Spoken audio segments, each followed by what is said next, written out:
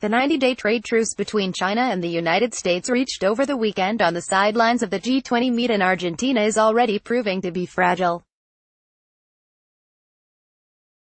Chinese telecommunications giant Huawei's chief financial officer Meng Wanzhou was arrested recently by Canadian authorities, acting on an extradition request from the U.S.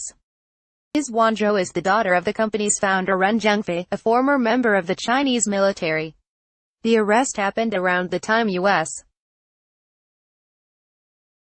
President Donald Trump and Chinese President Xi Jinping met in Buenos Aires to defuse trade tensions between their countries, but news of the arrest broke only on Wednesday.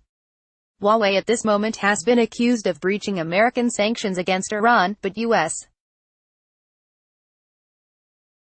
lawmakers have also been concerned about the Chinese government using the company to carry out spying operations on foreign soil. Last year, it is worth noting, Chinese telecom giant ZTE reached a settlement with the U.S. government over charges of exporting banned items to Iran. Markets across the world were negatively affected on Thursday as trade tensions looked to flare up once again between the world's two largest economies. It is hard to determine whether the present U.S. action against the Huawei official is based on legitimate concerns about national security or if the U.S. has simply attacked China on yet another front in the ongoing trade war. To be sure, other countries, including Australia and the United Kingdom, have also been quite wary about doing business with Huawei due to the alleged gathering of intelligence by the company. In particular, they fear that Huawei's involvement in building their 5G network could lead to problems linked to cyber espionage. At the same time, radical anti-Chinese politicians in the U.S. have every reason to exaggerate national security concerns simply in order to justify protectionist sanctions against Chinese companies.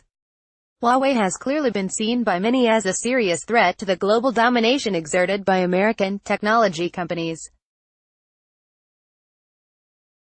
Either way, recent actions are bound to have a negative impact on U.S.-China trade ties, as the Chinese will not be too happy about the continuing assault on multinational companies which have their roots in China.